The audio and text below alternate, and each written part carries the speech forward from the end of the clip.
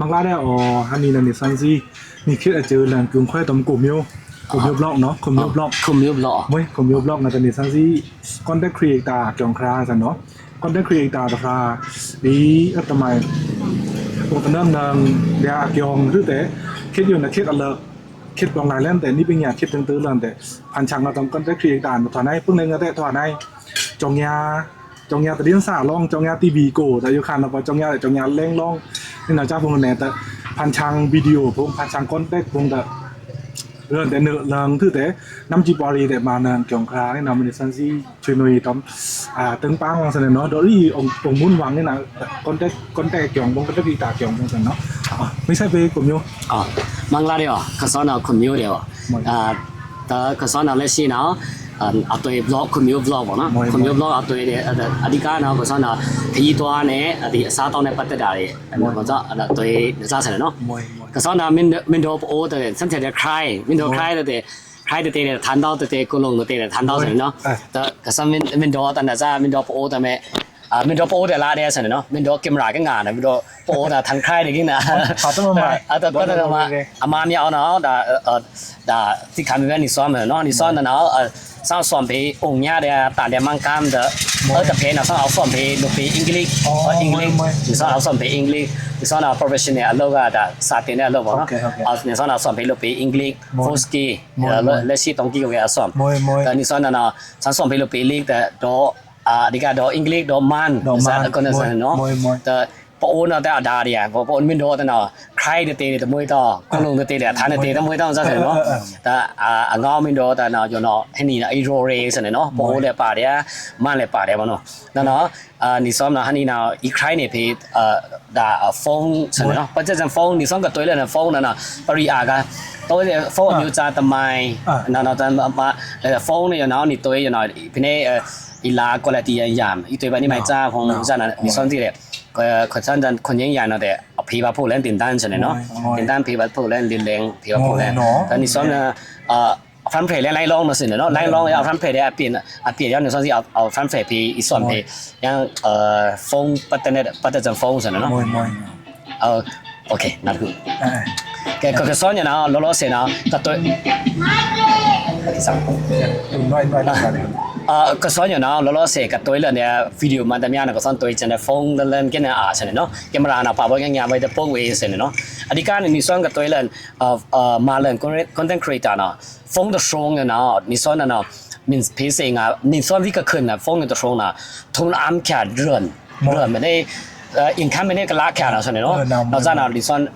เรื่อยๆพี่ลูกปีเราจะน่ะมานี่ซ้อนเนี่ยนั่งก็เต็งเลยตัวอีโฟนนั่งก็เต็งเลยedit is on the phone เนี่ยอันนั้นเนาะอันหลังแต่มาไม่เลยแต่accessory นะอาจารย์ขนาดนี่ส่วนในกลางกับมา content creator ขนาดนี่ส่วนในยูเดีย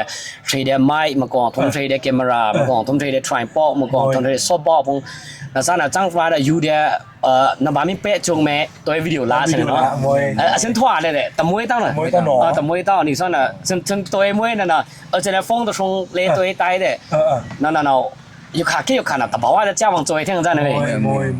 นั่นว่ากระสันนั่นน่ะล้อเสียเนาะก็มาเลยในคอนเทนต์มันจะมีอยู่เนาะโฟนเนี่ยตัวชงใช่ไหมเนาะนี่โฟนว่ามาเล่นถืออยู่เนาะว่าไทยเล่นว่านี่มีนเอาเล่น follow มีนเล่นใน Facebook YouTube ของเนาะน่ะอินคัมเรื่องน่ะละแข็งใช่เนาะเรื่องนั้นเนาะใน Facebook น่ะ follow มีเอางัดริงนี่ก็ดังในวิดีโอสมลาตัวเนาะมินิปองมีบางตัวทิชชู่ฮาวานะทิชชู่ได้เชียงในมีเอาได้สูริงชอบทองมานะชอบทองนั่นมานั่นมานี่เนาะชอบรู้อย่างไรบ้างเนาะชอบนี่มันข้ามอยู่นะเนี่ยชอบตลาดแต่ว่าชอบตลาดด้วยมอนิได้ซีตลาดกันส่วนที่อาร์ตในสิงคโปร์คงอาร์เดบังก็เอาในไทยคงสปีดเอาอาร์ตนั่นนี่นี่จนก็อาร์อยู่นะแต่ลูปังเอาได้เยอะกว่าแค่เดียววันที่น่าทูเซงแล้ว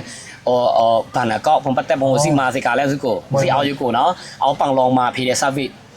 นั่นเรื่องมันทำไม่ทันเลยแต่ทำบอกที่บนทำบอกที่แถวนะที่ทุนในบอกปัสสนงนั่นยามเลยนะ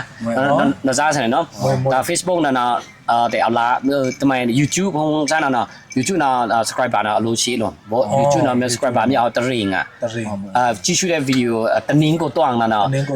วิดีโอมีเอามินิปอง4,000อ๋อ4,000มั้ย4,000นั่นน่ะ နိုင်ပေါင်းလေးထောင်မင်းပို့နော်လာလဲနေရတယ်အမုံဆိုနော် YouTube နော်နေစောနာဘန် YouTube နော်ညလဲတဲ့ဆန်ရန်မှာပို့တဲ့တဲ့ဒီစောနာစငါရန်တာတမိုင်နော်ပွေတွန်းနာတမိုင်နေပွေတဲ့ทิ้งနော်ပွေတဲ့ทิ้งမိကျောင်းနော် ไม่เกี่ยวมั้ย စင်တွဲနော်တချောင်းဝဲနော်လာဆိုနေနော်ก็นะว่าตัวเนี่ยดู张凡那波一มา content creator นะอาจจะจ้าขา我是นะ一มาจะมีจ้าทำไมรู้นะสวิสว่าถอดอันจะเล่นฟงเอาเลยอีตัวจะทำไมฟูบล็อกเนี่ยอีตัวจะทราเวลเนี่ยอีตัวเนี่ยทำไมเลยในชัวร์ไรแต่เนี่ยเพราะฉะนั้นในส่วนกะทิในปโอผมก็องล้ำเลยนี่มันตัวงานนี่อันเด่นนี่อันเนี่ยมีแต่ส่วนนี่สิ่งเนี่ยนี่มันตัวเลื่อนๆเอาแต่วิวลาเดียสิเนาะนี่ก็มาลูกไรจะชัวร์แต่ในชัวร์แต่ดงกูผมสินี่ก็ชัวร์แต่ดงกูพี่นี่ก็ชัวร์แต่ process นี่ก็สะสมนี่มันตัวเนี่ยนั่นแหละเอาลาเดียเลย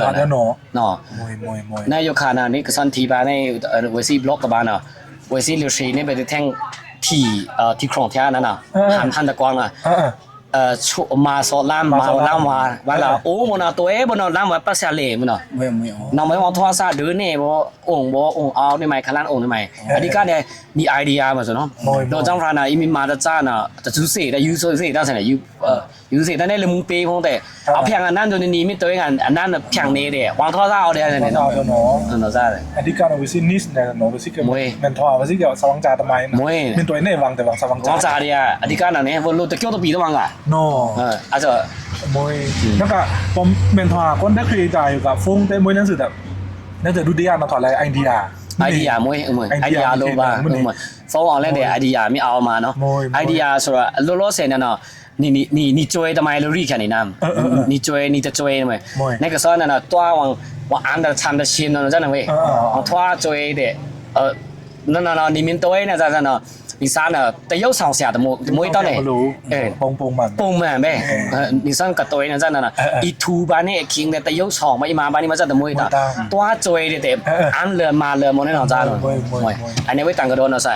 พอคนได้เรียนเราเดินมาสวยคุณน่ารู้วันนี้โฟมีเอาแลนด์ไอเดียเราจะในลูกยูสูเนาะนี่ยี่สิบนี่มาเนืองตั้งเนี่ยจ้ะเนาะรู้อยู่แต่บ้านเรานี่ตัวเนืองแลนด์จังบ้านน่ะเนาะยี่สิบนี่มาไม่แต่ช่างเปย์แต่นี่เนี่ยกับตัวซ่ากับพีอาร์ซ่านี่นั่นแหละพีอาร์สุดสิเท่าไหร่เนาะอยู่วีอยู่เนาะฟรัมเพจทำไมเพย์เนี่ยสั้นสี่เท่าไหร่ท่านเอาไปเลยทำไมแคตตาล็อกเนี่ยสิกโลนั่นเนาะมีมาเที่ยวมาลูซ้ำสิอะไรเงาแต่มันจำมีอัมได้แต่อัมเนี่ยซีแต่พวกเราว่าเขามีจอยแต่วีทำไมตอนนี้เฟซบุ๊กอีโกเรตันเนี่ยก็ลุยได้แน่นอนนั่นนะพอวีอัมทำมาสมัยอันนี้รู้มั้ยนะจ๊ะก็เท่านะจ๊ะถอนในนะจ๊ะเนาะซันโอเซ่อยู่ขาในอยู่ขาเนาะ AI ซันคิดถึงมั้ยนี่ตัว AI นะบ่ปะปีจะฟรามานี่ไม่จ้าน่ะเนาะAI ก็ไอ้ได้แม่ตัวไปล่ะได้ก็สอนตะฟราอยู่ขาเนาะเวเนี่ยนี่ก็ตัวเรื่องวิดีโอเนาะเวซ่าเนี่ยตะเวโรกเวมาได้ทำไมเลยstorytelling เล่นตัวที่เตอล้ามาก็สว่างใจเนาะอันนี้sorry ตัวที่เวซ่าโดดใจซั่นเนาะโดดใจแต่เวซ่าตัวแค่เวน้ำนั่นน่ะเวน้ำเปล่าเวซ่าตัวน่ะบ่ได้ทางบ่ได้ YouTube เพจอ่ะเนาะนั่นๆนายทุกคนในวางวิดีโอนี่อยู่นี่เนาะจ้าเวซ่าเนี่ยพอตัวเวโรกนึงอ่ะทางเวซ่าตัวเด้ที่กันมาจะเจ้าเวซ่ามาได้แต่บอกว่าเล่นเอาไปเปลี่ยนได้ทันจ้ะเนาะเราไว้ซื้อซ่องใจไว้งอไว้ซ่องไว้โรคเนาะมาได้ตลาดตะโดนนั่นเขาน่ะอีโก้แต่นี่เปียงกูล่ะเลยตัวได้แต่นะมันนี่นั่นเนาะเราจังนั้นนี่มีมาบล็อกเนาะอันนี้แม่งานนี่อันนี้ต้องนี่นี่โดนในบ่งเงาเอ้ได้ในนี่ซันซีนะอันนี้ซันนี่นะสกาပြောมาแล้วเนาะ storytelling นะจ้ะเนาะเราจังฟ้าเนาะมินโดตาเรามีงานมินเบิ่นตะเนาะจังฟ้าน่ะตัวเสียงดีล่ะตัวล้านก็มาส่องใจอ่ะเนาะอาจารย์เราจะได้เอาละนั่นเนาะก็แต่นี่มิมาจะจ้านี่มาได้ยัยไลท์นี่มาจะจ้านี่อีเปียในกระสวดฟ้าเนาะเปียต้องไม่งานนะกะตัวเรื่องนะ follower ฉันมาอยู่ค่ะฉันพอมินซีไว้ไม่งานนี่ไม่จะขามาพี่ก็อันดังยังชี้นี่ชี้นะจ้าใช่นามานี่มินวังซาปานตัวนี้เบื้องต้นไม่งานแต่นี่เอามางาจุ่มมาถึงมันนี่ในอินเดียบล็อกนี่ก็ท้อนะเอาก็ได้เมฆละเมฆคุกกี้ได้ป่ะแต่วันนี้อันนี้วางนะเอาแต่เกิดลงมาได้เราจะเอาท้อได้ในอีกก็นำมาไอเดียมีเอางามันถือในนั่น คำร้องอ่ะตัวอย่างคำร้องเงามาถือได้วางท่อเอาเดีย ไม่เอาเนี่ย มีบิงตอนนั้นบิงนั้นไม่ลาตอนนี้เบิ่งเราเบิ่งคำร้องเงาอ่ะมวยเนาะนั่นเราได้เคยสอนวงสุนเนาะบอกบิงแต่เมื่อเขาบิงลาตอนเนาะเบิ่งคำร้องเงาเนี่ยทุนตัวอยู่จู่กูน่ะเบิ่งเอามวยอยู่อะไรแต่เจ๊ๆเพื่ออันน่ะบิงกันนานแล้วจ้ะนั่นน่ะว่าสิตัวนั่นน่ะมีจะวิดีโอเอาไปแล้วพวกชี้เว้ยแต่แม่ follow subscriber other วิดีโอจี้ได้หรืออะไรตั้งในสีจี้ไอ้ภาษาเนี่ยมีอะไรอ่ะ จังเล้งนันนี่สิท่านหน่วยดูอัพแคปนะอัพแคปนะดูอาทิตย์จันเนี่ยมาละอาทิตย์จันตัวนะซ้อมเอารู้บนในนิติ้งมู่จังมันแต่โอ้ยนะมาทำอะไรสั่งยิงแคม ยิงแคมมวยอ๋อ นั่นรู้ meditation ในสันนี่ มวยเรามาอยู่ทุกน้องบนหนอ meditation ซ่องพงมันนี่sleep ซ่องบงจ้าบงหนอ มวยทำมาก็ลูกปีเนี่ยมองในยุคขาเนี่ยนี่โอปีพงเนาะขึ้นฟงร่างจมฟ้ามันเห็นลูกปีย้อยพงเนาะ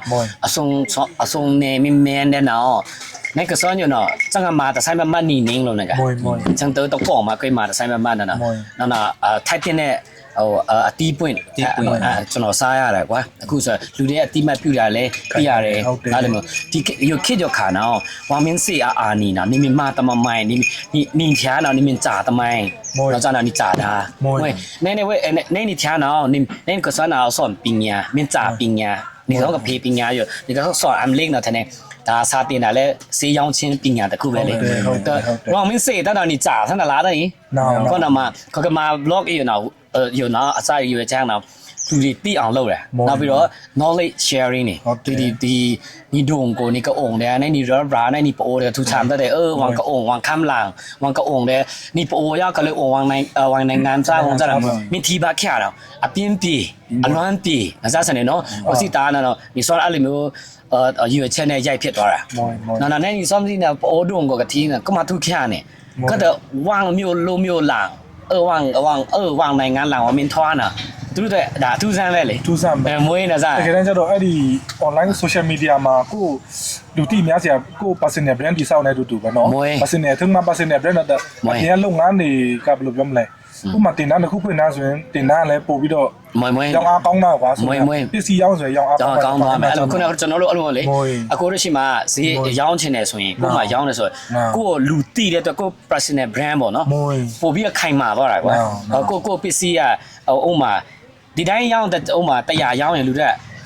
ကယုံကြည်ချင်မှယုံကြည်ပါကွာ100တာပစ္စည်းကိုဒါပေမဲ့ကိုမှ brand ရှိတယ်အဲ့လူကအဲ့လူကမြင်ဘူးတယ်အဲ့လူကသူကဒါပစ္စည်း100နဲ့ရောင်းနေတယ်သူကယုံကြည်တဲ့စိတ်နဲ့ပေါင်းလိုက်တော့ဒီ100တန်ကသူတို့တွေ့တာဝယ်ရင်စိတ်လွတ်လပ်နဲ့ဝယ်တာနမောရင်စိတ်ကဥပမာကျွန်တော်တို့ဆိုရင်အပြင်တစ်ခုသွားတာကျွန်တော်တို့လည်း brand ပဲလေဥပမာ brand ကြိုက်တာပဲဘသူရောင်းမှဘယ်ဆိုင်မှစားမယ်ဘယ်ဆိုင်မှသွားမယ်အမှန်က quality ကလည်းတူပါပဲဒီပေးတဲ့ရည်တဲ့လည်းတူပဲ service လည်းတူတယ်ဒါကြောင့်လေကျွန်တော်ကဒီဟာ brand ကြောင့်ကျွန်တော်ပုဂ္ဂိုလ်ဆွဲသွားတာပေါ့နော်အဲ့ကမှ你不欧贝碰上算是熬的，我是呢，罗马了对烧这个 brand 有去就卡呢，罗马这个诺基亚的电套，瑞的电套，咪四ฮันนี่咪มาฮันนี่เนาะก็ตัวแต่ซาบิโดปีจันเนี่ย你做人是呢เนาะ你做人不过做的แต่แก๊ปแต่จ้อยแต่ทองเนี่ยแต่เต็งพี่เช่นนี่สู้တဲ့ပုံစံပဲလေအခုကျွန်တော် YouTube ရန်နေဆိုတာ Facebook ကျွန်တော် personal brand တီထောင်တယ်ဆိုတာပတ်စံငွေစုတဲ့ပုံစံပဲကျွန်တော်အဲ့လိုခံယူထားတာတီချင်းတို့တက်သွားလိုက်မယ်ဟုတ်တယ်အမွေကိုလုပ်တဲ့ဗီဒီယိုကကိုပေးခြင်းတဲ့ message ကမဥမာကွာလူတစ်ထောင်မဟုတ်ဘူး100ကြည့်လဲကျင်းတတ်တယ်ဟုတ်တယ်အခုလို့ကျွန်တော်ဆိုအဲ့လိုခံယူထားတာကျွန်တော်လက်ရှိကျွန်တော်ဗီဒီယို10ရက်လောက်ကြည့်ပဲကြည့်ရောက်100ပဲကြည့်တဲ့ဥယျာဉ်ကိုကျွန်တော်တော့မဟုတ်ပါဒါတိုင်း feeling မထားဘူးကွာဒီဗီဒီယိုပေါက်တယ်ကွာဒီဗီဒီယိုတော့ကြည့်လို့မရှိဘူးကွာကြည့်လို့မရှိဘူးဆိုတာဒါသူတို့စိတ်နဲ့တိုက်ဆိုင်မှုမရှိတဲ့ဟာဆိုရင်သူတို့ကြည့်မှာမဟုတ်ကြည့်မှာမဟုတ်နော်အဲ့လိုမျိုးပေါ့နော်အဲ့ဆိုကိုကဖြည်းချင်းစိတ်တက်မကြဖို့ပဲအဓိကမကြဘူးကျွန်တော်ဟိုမှာပြန်တွားရအောင်လေကဲလို့မျက်နှာပြချင်းမပြချင်းကိုနာနီအနေလို့တော့နီမာနဲ့မွေးတဲ့အနေတလို့တမာနဲ့ဘုကြောင့်နီမအနေတလို့တနီမာကန်ဘုကြောင့်ယူခါနခေစားတဲ့ဆိုကေမာ AI မွေးဝေထူဝางတာတဲ့ copyright load အောင်ပြ edit တာတို့ဆိုရင်တချင်းမှာ copyright ပြမိမယ်ဆိုရင်ကိုရင်းနှီးမြုပ်နှံထားတဲ့အချိန်နဲ့အလကားဖြစ်သွားမှာကိုမျိုးနော်မွေကိုပိုင် brand ဒီဆောက်တဲ့အချိန်ကျကိုပိုင် personal brand ဒီဆောက်တဲ့အချိန်ကျဒီဟာကို ကိုမူပိုင်ဖြစ်တဲ့ဆိုတော့ကြောင့် မွေး တခုခုနဲ့ပြတ်ကျသွားတယ်ပြတ်သွားတယ်ဖြစ် social media တခုခုက TikTok ပြတ်သွားဖြစ်ပြန်တိဆောက်ဖို့အတွက်လွယ်တယ် လွယ်တယ်မွေး မနေ မွေး အဲ့ဒါဆိုရင်ကိုပိုင် personal brand တိဆောက်တဲ့ပို့ ပိုကောင်းတယ် ထိကောင်းမှုရှိမယ် ခုနဝိတ္တန်ကတော့ဆိုနော်နိမိဆိုငါ AI နိဆိုငါ AI ဖုံးနိမိအပြားတော့နိမဲငါဖုံးမိတော့တနိခါနော်ဝိတ္တန်တို့တခုခုချွတ်ချော်မှုရှိသွားပြီဆိုဒီခေတ်ကဒီခါကအတန်တူလောက်တာလဲဒါလွယ်တဲ့ခေတ်ပေါ့နော်အဲ့ဆိုတော့နာဇာရဖြစ်နေနေဝိတ္တန်ကတော့ personal brand တိဆောက်တာပိုကောင်းတယ်ပိုကောင်းတယ်ဖြည်းချင်းပေါ့နော်နီခုနဟိုတပါလေရုပ်ပြချင်းမပြချင်းနဲ့တော့တချို့တွေအရာတွေကကျွန်တော်ဖြစ်စေချင်တာကိုကျွန်တော်လှုပ်တဲ့အရာတွေမှတမအကောင်လုံး neutral လုံးတဘာဝချကြပါကျွန်ခွဲတွဲလန်ဗီဒီယိုလားတီလုံးသိမ့်မဲ့သုံးဘူး ဟုတ်တယ် ဘာမှမယူဘူးကျွန်တော်ကဘာနဲ့ယူလဲဆိုတော့တဘာဝအတန်တွေတဘာဝဖြစ်တဲ့ဟာမျိုးတွေပဲကျွန်တော်ကယူတယ်နောက်ပြီးတော့ဟိုကိုတိုင်းပေါ့နော်အတန်ဆိုလဲဟိုကျွန်တော်အတန်လဲလူတွေမှတ်မိလာပေါ့ဗျာအောင်thưပဲကောင်းတော့ဇာအဒီကနေဒီကောင်းတော့တော့ကြောင့်မမစ်စီငါစီကျင်းပါတော့နိမင်တော့ပဲကစင်ငါငါတို့ဖဲအားတာလေကိုကိုလည်းမေးကြည့်ပေါ့နော်တချို့လူတွေလည်းဟိုခုနလိုမျိုးပေါ့နော် story telling မှာရအားတာတယ်အဲဆို video ရိုက်ရဆိုရင်အပြင်ရိုက်တယ်အင်ရောက်တဲ့ story သူရုပ်တော့ပေါ်တယ်သူစကားမပြောဘူးအင်ရောက်စမှပြန်ပြောတာအဲ့လိုမျိုးတွေပေါ့နော်အဲ့လိုမျိုးဆိုလဲကျွန်တော်အခုလဲဆိုအဲ့ဆိုမျက်နှာနဲ့အတန်နဲ့တော့နောက်မှ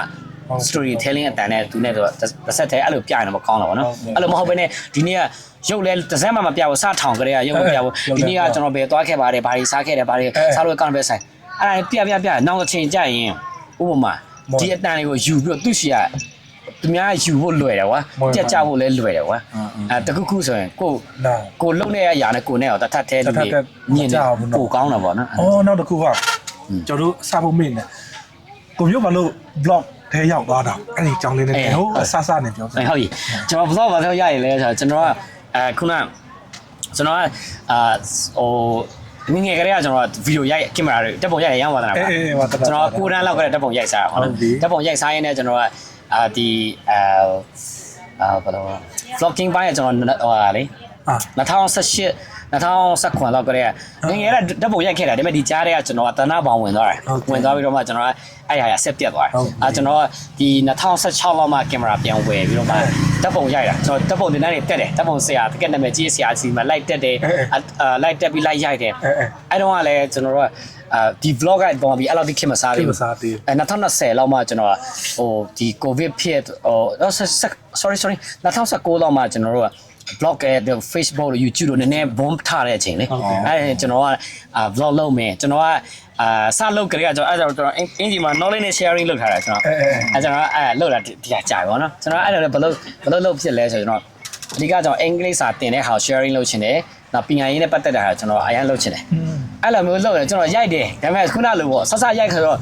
quality ကောင်းအောင်ဆိုပြီးတော့အမှန်မျိုးစုံတွေအဲ့ဒါမှအလင်းရောင်မျိုးစုံတွေ setting မျိုးစုံ video တပုတ်ရဖို့အတွက်ကျွန်တော်ဆိုဟိုအချိန်ဥမာ3မိနစ်လောက်ရတဲ့ video တပုတ်အဲ့ဒါမှ edit လည်းကောင်းကောင်းမလုပ်တတ်ဘူးဆိုတော့ video အစဆုံးတစ်ခါတည်းတစ်ဖြတ်တည်းပဲပြီးအောင်ရိုက်တာကွာမားပြီးဆိုပြန်ရိုက်မားပြီးဆိုပြန်ရိုက်အဲ့ဒီဟိုကျွန်တော်စလုပ်တဲ့အရန်ခက်ခဲတယ် video 3မိနစ်လောက်ပဲ video ကိုကျွန်တော်နိုင်ပေါင်းများဆိုဟို2နာရီ3နာရီ4နာရီလောက်အားထုတ်ပြီးတော့မှလုပ်ရတဲ့ video ပေါ့နော်ခုနောက်ပိုင်းကျတော့ဒီ edited ပညာနည်းနည်းတော့ကွာတက်တော့ဆိုတော့လွယ်ကူသွားတယ်နော် view တွေခုတော့အဲ့ဒါနဲ့ကျွန်တော်ကအဲ့လိုလောက်တော့လူတွေကအဲ့ဟို follower နည်းနည်းပဲရတယ် view လည်းကြည့်တဲ့လူတွေလည်းနည်းနည်းပေါ့နော်နောက်ပိုင်းမှာကျွန်တော်ကဘာဖြစ်တယ်ဘာရိုက်ဖြစ်သွားလဲဆိုတော့ဒီတောင်ကြီးရောက်မှကျွန်တော်ကဈေးသွားရင်လည်းကျွန်တော်ခါချင်းဆိုတာကျွန်တော်ဒီပိုးတွေကတော့စားနေကြပါတော့တနေ့တစ်ခါကျွန်တော်ခါချင်းကျွန်တော်ကတင်းချာဆိုတော့ဝေးတင်းချာတဲ့အမ်တင်းချာတဲ့မထင်မှပဲခါချင်းတုတ်သွားတုတ်ချာနေတာပေါက်သွားတယ်အလိုင်းမှာကျွန်တော် view တစ်ခါမှဟိုတင်းကနန်းနဲ့မပေါက် view မပေါက်တဲ့ဟာကိုတန်းပြီးပေါက်ပဲအမှဆဲတဲ့လူကပြူတဲ့လူအများကြီးပါအဲ့ဒါကျွန်တော်ကလည်းလူတွေအားပေးတာကြိုက်တယ်အဲ့ဒါကျွန်တော်တောက်လျှောက် food blog နဲ့ travel နဲ့ရိုက်ဖြစ်သွားတယ်အဲ့ဒါနဲ့မထင်မှပဲနဲ့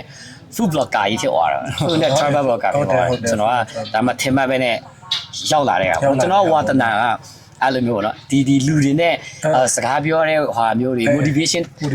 speaker တွေအရင်ဖြစ်ချင်တာကျွန်တော်ကလည်းအဲ့ဒါတွေတင်တန်းတွေလည်းတက်ခဲ့တယ်ကျိုးလည်းကျိုးအားထုတ်ခဲ့တယ်ပေါ့နော်အခုလက်ရှိကကျွန်တော်ကမထင်မှပဲဒါပြီးဖြစ်သွားတော့တောက်လျှောက်ရိုက်ဖြစ်သွားတာပေါ့နော်နောက်တစ်ချိန်ကျရင်တော့ဟိုကျွန်တော်ကအသက်ရွယ်တွေကအသက်တက်ကြီးမှကောင်းကောင်းမသွားနိုင်ဘူးကောင်းကောင်းမစားပြတ်နိုင်ရင်တော့ line တစ်မျိုးပြောင်းပါမှာပေါ့နော်အဲ့လိုမျိုးတွေရှိတယ် အဲ့ဒါဆိုရင်ဟိုကဆက်သွားရအောင်အဲ့ဆိုရင်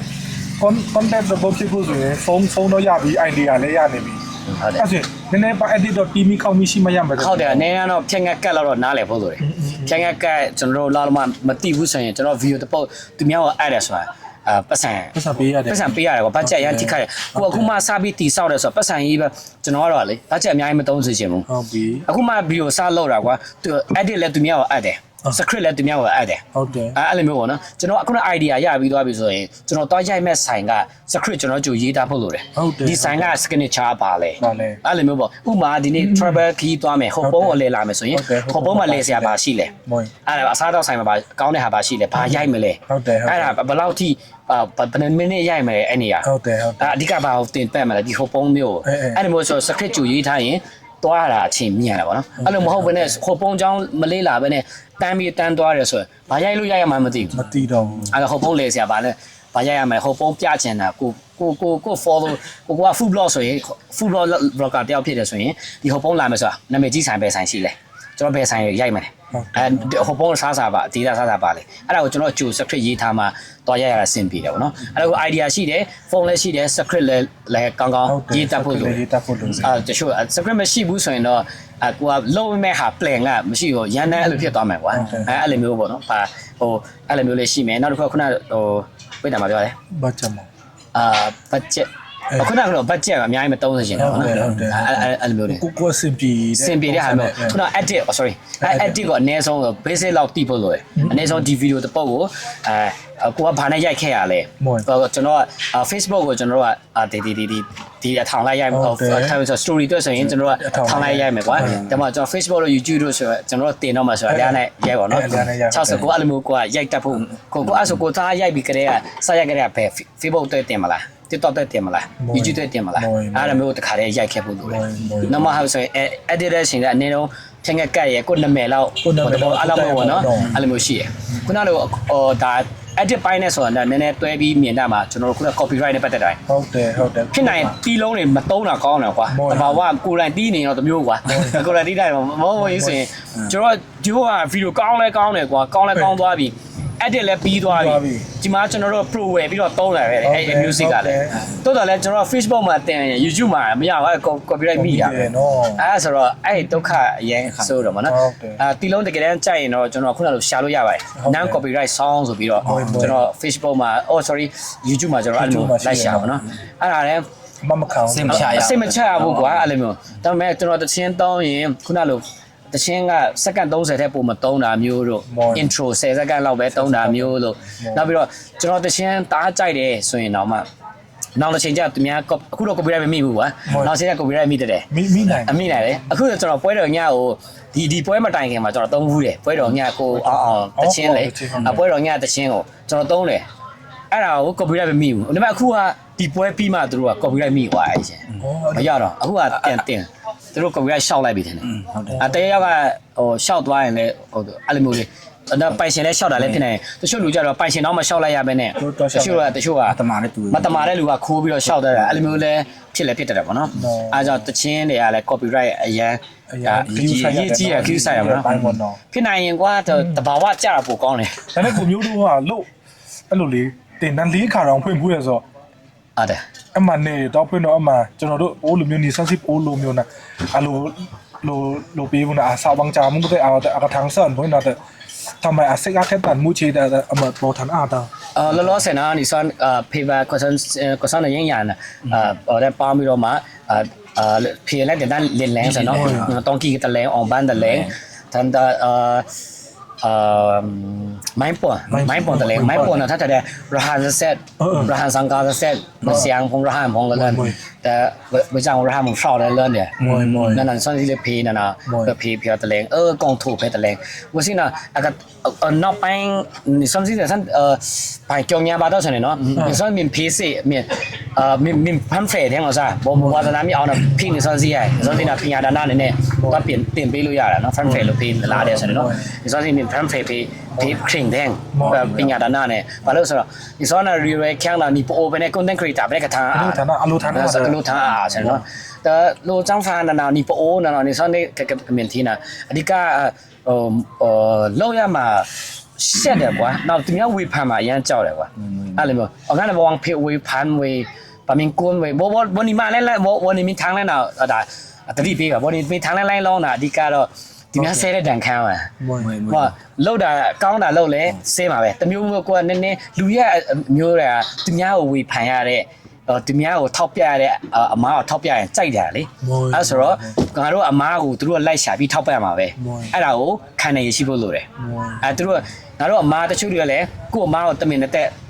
စေတနာနဲ့ထောက်ပြတာရှိတယ်တချို့ဆရာကြီးလို့ချင်လို့လာပြောပြတာရှိတယ်အဲ့လိုမျိုးပေါ့နော်အဲ့တော့ကိုဆဲတယ်ဖြစ်စီမဟိုကောင်းတာပြောတယ်မကောင်းတာလည်းပြောတာပဲအဲ့ဒါကိုလက်ခံနိုင်ရင်တော့ social media တက်တာကောင်းပါတယ်ဒါပေမဲ့အဲ့ဒါတွေကကစနကလာကမာလာချာအဂရိခါ content ဘယ် review တခုတွေ့တာနဲ့တော့ကျွန်တော်ကတော့ပြန်ပြောရဲအဲ့လိုအဲ့လိုမျိုးတားလိုမျိုးပေါ့နော်တားပြန်ပြောတယ်နောက်ပိုင်းကျတော့ကျွန်တော်ဘယ်လိုလုပ်လဲဆိုတော့အဲ့လိုငါလူတိုင်းမကြိုက်နိုင်ဘူးလို့ငါလုပ်တဲ့အလုပ်ကလူတိုင်းမကြိုက်နိုင်တဲ့ဖြစ်တဲ့အတွက်မကြိုက်တဲ့လူကတော့ तू ပြောပါတလူလက်ခွင့်လေပြောဝစီတော့တဲ့ line လောအတချာတော့နေရနေပဲအဲ့လိုမျိုးလေအတချာတဲ့နေရမွနေနေမှာ content တဲ့အတိခက်ဝစီတဲ့တမွေးတော့မွနေအဲ့ကိုလုပ်တဲ့ဟာတချို့ဟာမျိုးတွေဆိုဟိုသူများထိခိုက်နိုင်တယ်တဘာဝကြီးထိခိုက်တော့နိုင်တယ်အများကြီးရှိတယ်အဲ့လိုချင်းချင်းတဲ့ဟာရပါဗျာငါများလို့ဆိုစိုက်တလောက်များလို့ရတယ်အဲ့ဒါငါ့ကို short တိုက်ပြတော့ mind ပြစ်တယ်ပြီးတော့အဲ့လိုသွားလို့ရင်တော့ဒါတဘာဝအများကြီးထိခိုက်တယ်ကွာအဲ့လိုမျိုးတွေကိုကျွန်တော်ဆင်ကျင်ရမယ့် topic မျိုးတွေပေါ့နော်အဲ့ဒါဆိုရှောင်းရတော့အများကြီးပဲဒီမြန်မာမွေ content creator ပေါ့လေကိုသွားတဲ့နေပင်မှာကိုရှောင်းရမယ့်ဟာမျိုးတွေရှိရှောင်းရမယ့်ဟာမျိုးအများကြီးပဲပေါ့နဲ့နေစောနေနာမင်းတော်နေခန်းတော့ဥမာတစားမီယာဘုံမီအန်ကခေစားမီယာမင်းညာလာစားမီတမလောက်ပြောက်တော်လို့စားစမ်းအဲ့လိုမျိုးဖြစ်အောင်လို့အဲ့လိုမျိုးဆိုရင်အဲ့လိုမျိုးဟာဆိုရင်ရှောင်းနေတင်အောင်ရှောင်းပေါ့နော်အဲ့လိုမျိုးပေါ့တခြားဘုရားနဲ့တခါတလေလောက်ရိုက်ပေါ့အဲ့လိုမဟုတ်ဘဲနဲ့ကျွန်တော်တို့ဥမာငါးဆိုငါးတွေပဲလိုက်ပြီးလောက်ပြတာမျိုးလိမ္မာစီနေတပေးတပါးလေးတပါးလည်းတော့စမ်းတယ်ရင်းရှိတော့ဆောင်ပေးတော့လည်းဒီများနေတယ်ဘုရားအပျော်ဆိုတဲ့မျိုးပေါ့နော်လက်စနဲ့တိုက်တာတို့ငါးမျိုးသုံးသွားမယ်မိုင်းမိနိုင်စမိုင်းပေါ့ငါးမျိုးသုံးသွားရတယ်အဲ့ဒါမျိုးကျွန်တော်မတင်ပြတာပိုကောင်းတာပေါ့နော်အဲ့လိုမျိုးရှိ social media လုံးတကားတော့တဲ့အฐานปะวุ้นจินกันแต่เนาะเขาบอกว่ากูเหมือนกับบังกับคิดนี่ซาคิดตาซาเอามาเนี่ยก็มันแต่คุ้นเตอแต่เจอแต่ถึงแรงร้องนะแต่วันนี้นี่ก็ได้โน้ตจังอาจจะเจอเอาไก่วุ้นสินะผู้มาอัพยูแต่ว่าสองเปียวเลยเพื่อที่เดจังมาทานเอาวุ้นสินะซิกชัดปองหน่อยชัดปองมวยไม่ล่าแต่ตูเนี่ยใส่มาสั่งเป็นเซฟเนี่ยအဲ့လိုအဖွဲတက်ကိုရှိတယ်ဟုတ်တယ်ဒါတွေကဆဲခံရမှာပဲဘာပဲလို့ဆိုတော့ဒါပေမဲ့ကိုလှုပ်တဲ့ဟာခုနလိုပေါ့ကိုရွယ်ချက်ကမပြောင်းရင်ရတယ်ဟုတ်တယ်ရွယ်ချက်ကကျွန်တော်ကရွယ်ချက်ကကျွန်တော်အားပေးတဲ့လူ10ရောက်တော့အဲ့10ရောက်တော့ကျွန်တော်လှုပ်တာဟုတ်တယ်ဟုတ်တယ်မဟုတ်လားကျွန်တော်ဥမာအရောက်တရားရှိရင်အဲ့ရောက်တရားတော့လှုပ်တာမကျွန်တော် page ကို follow တဲ့လူကတောင်းကနန်းရှိတယ်ကွာဒါပေမဲ့ကျွန်တော် video တွေကျွန်တော်ကို comment လုပ်တဲ့လူတွေကျွန်တော်ကအမြဲတမ်းစောင့်ကြည့်တဲ့လူတွေကအကောင့်အောင်ထောက်ပံ့တဲ့လူက10ကနန်းပဲရာကနန်းပဲရှိတာလေအဲ့ဆိုတော့ကိုလှုပ်တဲ့ဟာအဲ့ကြောင့်မိတ်ကောင်းဆွေကောင်းဆိုတော့တဘောပြကိုလှုပ်ပေးလိုက်တော့သူတို့အတွက်ကျွန်တော်လှုပ်ပေးတယ်ဥမာရောက်တရားစာအတွက်တန်ဖိုးရှိတယ်ကောင်းပြီလေဟုတ်တယ်နားအဲ့လိုမဟုတ်ဘဲနဲ့ဒီattention လူဟိုရောက်ကျွန်တော် follow တဲ့လူအရောက်1000ဆိုအဲ့1000အတွက်ကျွန်တော်လှုပ်တာဖြစ်ချင်မှဖြစ်မှာလေအကြိုက်ချင်းမတူဘူးကွာအဲ့လိုတော့တခုကဟောလေဘာလို့ခုနကပြောတာပေါ့ content creator တွေများများထွက်စေချင်လဲဆိုတော့ social media ဖြစ် internet ပေါ်မှာဖြစ်นี่มินมาปะโออานะนี่โอเดต้าบ่นะเอาคือเอาอินเทอร์เน็ตลงแต่ใช้ตอนนี้ค่ะนี่โอมินทองเนี่ยปองเต็มถึงอ่ะปะโอมันเนี่ยปะโอนั่นน่ะยินจิมูทำไมเอามาทำไมทุกด้านศิลาทำไมเอาชื่อจังบางทบางซี่ถึงจังเนี่ยวันนี้นี่มิน PR เนี่ยเนาะ PR รู้มินนั่นมานะโดยปะโอเงามันแต่วิสิอยู่ข้างกันแต่มันจำนี่ลีกนะบ่นี่มินทมปะโอนี่น่ะนะเป็นนี่กับเพราะว่าเขาแข่งมินพงเนี่ยจ้าพงเนี่ยแต่นี่กับถ้าโดนเดี๋ยววิซี่ลูกชามุหรือนี่กับโดนลูกมาเรื่องหนูนำมาเลยคิดอยู่ขาเนาะคุณน่าหนูAI คิดเพี้ยนแต่ตัวนี่มินโดปโอจันดายาวไม่มีนี่มินโดปโอจันดายาวแต่ว่ามันสัตว์ใดๆทั่วเลยม้าเนี่ยวันเลือดนั่นเดียวไม่นี่เพราะสินาเดียวนั่นเราไว้ต่างกันโดนกระสอนตะโพปอเลยปโอเนาะมาไม่ได้เนาะတော့အပေါ်ကွန်တက်တဲ့တွေ့အားနဲ့ရရမ်းစတယ်နော်နော်ဇာနာနောက်ဆုံးကစားလေ PR တဲ့နမကစားနေချမ်းနမှာကတော့ပိုးပေးနော် content creator လို့ဆိုဖေးရပဲလို့မဟာတာရောက် တွင်းနေတာရောက်နေမှရောက်တော့အလာလို့တယ်နဲ့တော့နိပိုးနာလိုင်းပေါ်မှာအနေနဲ့ပိုးပဲကားအားဆန်နော်နေယူခါနာရှိငါနဲ့ content creator 老师的二